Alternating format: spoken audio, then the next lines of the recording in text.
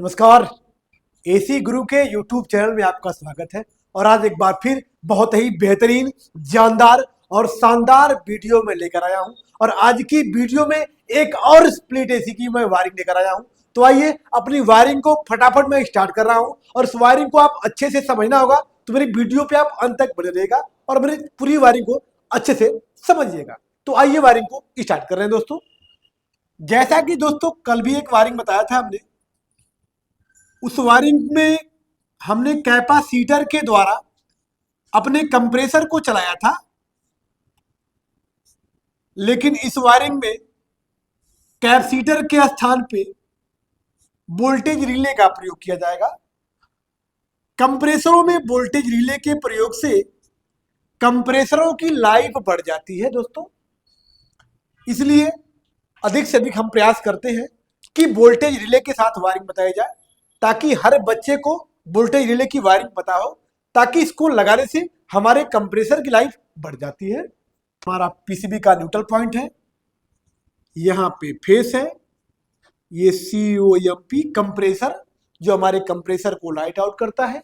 जो आपके सामने ये पीसीबी जो बन रही है दोस्तों, यह यूनिवर्सल पीसीबी है। और यूनिवर्सल पीसीबी दुनिया की एक ऐसी पीसीबी होती है जो किसी भी कंपनी के स्प्लिट एसी में आप चला देते हैं। यह ऐसी अवस्था कब आती है कि हम यूनिवर्सल पीसीबी लगाते हैं? जब हमारे एसी में कंपनी की पीसीबी या सेम पीसीबी नहीं मिल पाती है, तो यूनिवर्सल पीसीबी लगा के हम चला देते हैं, ताकि यूनिवर्सल पीसीबी दुनिया की एक ऐसी पीसीबी होती है जो किसी भी एसी के साथ ऑपरेट कर लेती है। इसलिए हम आपको यूनिवर्सल पीसीबी के साथ वायरिंग आज बता रहे हैं दोस्तों।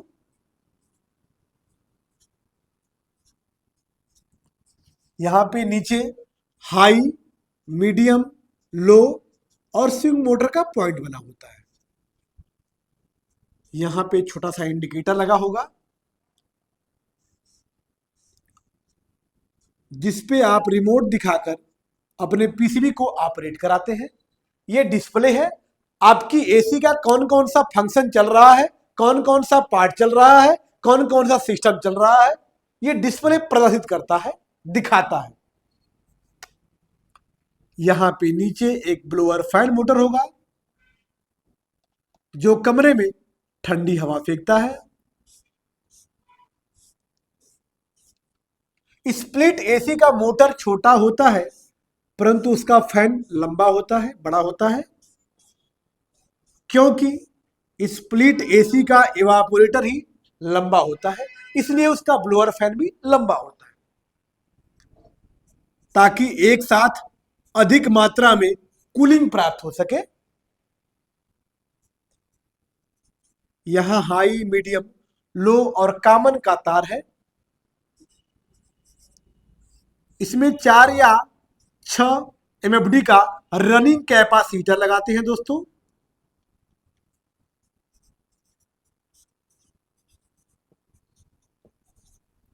क्योंकि जो हमारा ब्लोअर फैन होता है ये छोटा बड़ा होता है, कुछ एसीओ में छोटा होता है, कुछ एसीओ में बड़ा होता है। अब इसका हार्स पावर क्या होता है? 1/4 HP का या 1/6 HP का होता है। इसका नाम ब्लोअर फैन होता है। जब हमारी एसी आधे टन की होगी या 1 टन की होगी, तो उसमें 1/6 HP का ब्लोअर फैन आप लगाएंगे। और वहीं अगर हमारी एसी 1.5 टन की और 2 टन की होगी, तो आपका ब्लोअर फैन 1/4 HP का हो जाएगा, मतलब थोड़ा सा बड़ा हो जाएगा। तो ये हमारा ब्लोअर फैन है।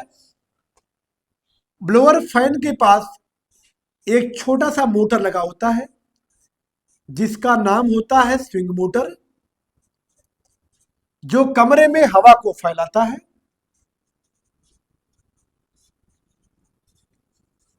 अर्थात एसी की ग्रिल को ये ऊपर नीचे करता रहता है, जिससे एसी से निकली हुई हवा पूरे कमरे में आसानी से फैलती रहती है।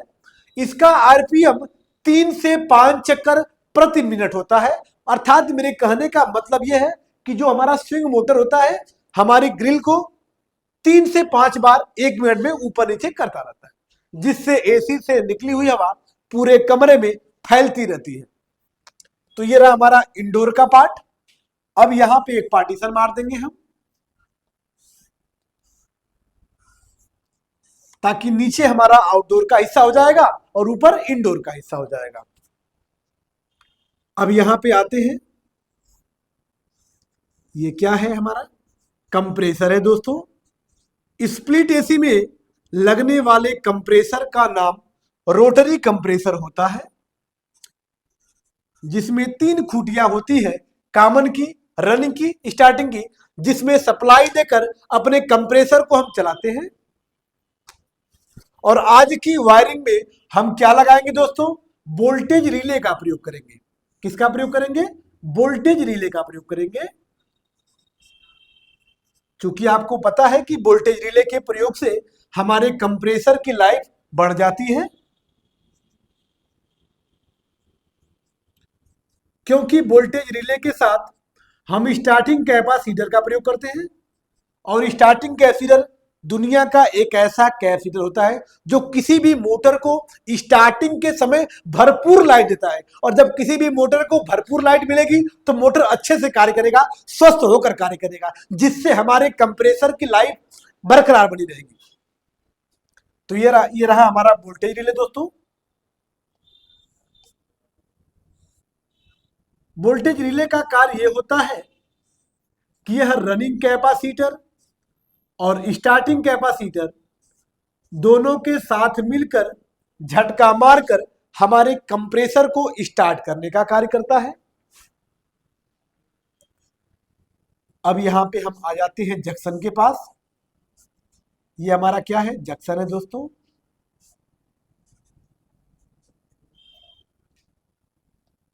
जो लाइटों को सुरक्षित बांटने का कार्य करता है या फैलाने का कार्य करता है। जंक्शन पे यहां पे 2 NE, 2 का मतलब होता है फेस, N का मतलब होता है न्यूट्रल और E का मतलब होता है अर्थ।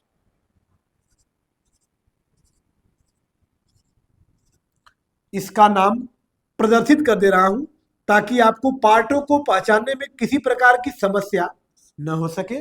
यह हमारा जंक्शन है, यहां पे नीचे वोल्टेज रिले लगा हुआ है।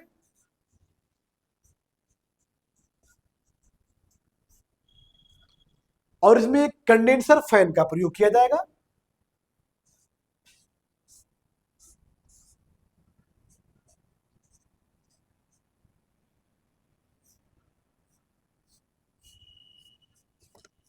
जो अपनी हवा के द्वारा हमारे कंडेंसर को ठंडा करता है, जिससे कंडेंसर हमारी गैसों को आसानी से, जल्दी से, बेहतर रूप में वेपर द्रव में बदल लेता है। ये हमारा कंडेंसर फैन हो गया।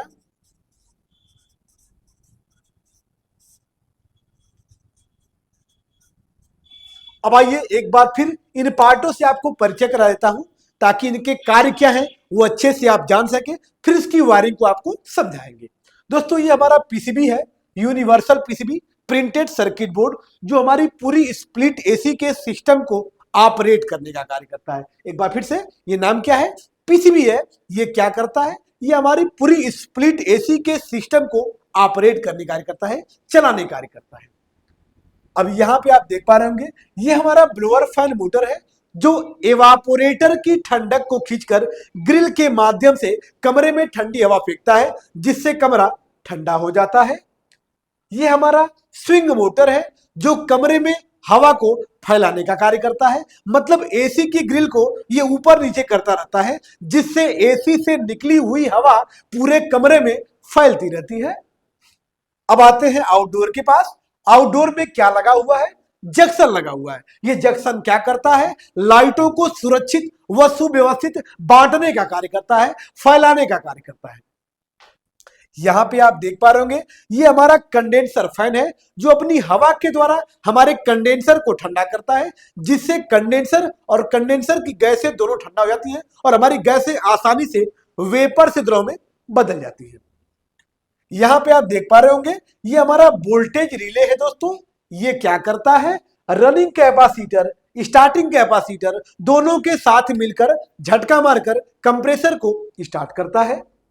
और ये हमारा कंप्रेसर है जो हमारी गैसों को एक स्थान से दूसरे स्थान तक पहुंचाने का कार्य करता है। अब आइए अपनी वायरिंग को हम फटाफट स्टार्ट कर रहे हैं। जैसा कि आप देख पा रहे होंगे यहां से दो तार हमने लिया है, न्यूट्रल का और फेस का। एक तार अर्थिंग का भी होता है, लेकिन अर्थिंग का तार इसी में दौड़ाएंगे तो बहुत ज्यादा वायरिंग डिस्टर्ब कर देगी आपको, इसलिए जो मेन तार है न्यूट्रल फेस का उसको अच्छे से समझ लीजिए। फिर अर्थिंग का तार आपको आखिरी में बता देंगे कि वो कहां कहां जुड़ा होता है। ये हमारा न्यूट्रल का तार है दोस्तों। न्यूट्रल कहां गया? न्यूट्रल के किसी एक पॉइंट पे दे सकते हैं, क्योंकि न्यूट्रल की तीनों पिनें आपस में टच होती हैं, तो आप किसी भी पिन पे दे सकते हैं न्यूट्रल, और इन दोनों से आउट करा लीजिएगा। फेस कहां देंगे? यहां पे साफ साफ फेस लिखा होता है। अब सबसे पहले हम न्यूट्रल की वायरिंग कर लेंगे, उसके बाद फेस की वायरिंग करेंगे। न्यूट्रल यहां से कहां चला जाएगा? फैन मोटर को कॉमन दिया गया, और यहीं से न्यूट्रल चला जाएगा स्विंग मोटर को कॉमन। मतलब न्यूट्रल के तार को ब्लोअर फैन मोटर कॉमन दिया गया, और यहीं से स्विंग मोटर को कॉमन दिया गया या न्यूट्रल दिया गया। और बीच वाले पॉइंट से न्यूट्रल उठाएंगे, इसको सीधे लेके चले जाएंगे आउटडोर में जंक्शन के पास, ताकि इंडोर से आउटडोर में एक तार न्यूट्रल का आएगा और एक तार फेस का आएगा, ताकि हमारा आउटडोर का सिस्टम काम करेगा। अब यहाँ पे हमने फेस दिया है, फेस पे, और COMP से आउट कराएंगे, कंप्रेसर वाले पॉइंट से आउट कराएंगे। और कहां पे आउट कराएंगे? 2 पे। मतलब 2 वाला जो होता है फेस का होता है, N वाला जो होता है न्यूट्रल का होता है, और जो E वाला होता है ये अर्थिंग का होता है।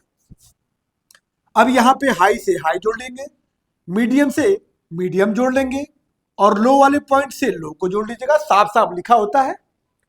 और स्विंग मोटर से स्विंग मोटर को जोड़ लेंगे, तो इसमें जोड़ने में किसी प्रकार की प्रॉब्लम नहीं होती है, आसानी से जोड़ा जा सकता है, क्योंकि पिनों पे और तारों पे साफ साफ लिखा होता है। अब आते हैं आउटडोर के पास। आउटडोर में दोस्तों यहां से न्यूट्रल उठाएंगे, कॉमन दिया गया कंडेंसर फैन को, मतलब न्यूट्रल दिया गया, और यहीं से न्यूट्रल चला जाएगा वोल्टेज रिले के 5 नंबर पर। ध्यान दीजिएगा, न्यूट्रल यहां से आया था जंक्शन पे, यहां से उठा के कहां दिया है? कंडेंसर फैन को कॉमन, और यहीं से न्यूट्रल चला जाएगा वोल्टेज रिले के 5 नंबर पर, ताकि 5 नंबर से हम कंप्रेसर को कॉमन दे सके, और कंप्रेसर को न्यूट्रल भी मिल गया कॉमन के रूप में। अब हम फेस की वायरिंग करेंगे। फेस की वायरिंग करने से पहले अब अपने कंडेंसर फैन में एक छोटा सा कैपेसिटर लगाना पड़ेगा। जो कैपेसिटर कितने पावर का होगा?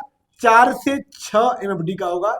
ये भी RC मतलब रनिंग कैपेसिटर होगा, जो 4 से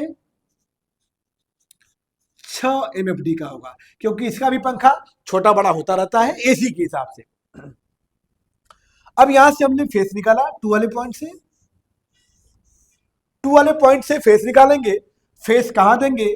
कैपेसिटर के किसी भी एक पॉइंट में जोड़ेंगे। यदि हमारा पंखा उल्टा चल रहा है तो यहां से फेस को छोड़ाकर दूसरे वाले पॉइंट पे कर देंगे।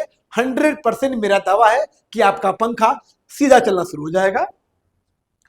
और यहीं से फेस निकालेंगे, कहां ले जाएंगे? वोल्टेज रिले के 4 नंबर पे, मतलब 5 नंबर पे न्यूट्रल दिया गया और 4 नंबर पे फेस दिया गया, और 4 नंबर से ही फेस उठाकर कहां देंगे? कंप्रेसर के रनिंग वाले पॉइंट से जोड़ देंगे। अब जो कंप्रेसर का स्टार्टिंग वाला पॉइंट होता है उसको 2 नंबर से लाइट जाती है। अब 2 नंबर से लाइट क्यों जाती है, आइए इसके बारे में जान लीजिए। ये वेरी वेरी इंपॉर्टेंट है दोस्तों। होता क्या है कि 4 नंबर से रनिंग कैपेसिटर भी फेस लेता है, और 4 नंबर से स्टार्टिंग कैपेसिटर भी फेस लेता है। मतलब दोनों कैपेसिटर 4 नंबर से क्या लेते हैं? फेस लेते हैं। थोड़ा सा कैमरे को करीब कर दीजिएगा। 4 नंबर से दोनों कैपेसिटर क्या लिए? फेस लिए।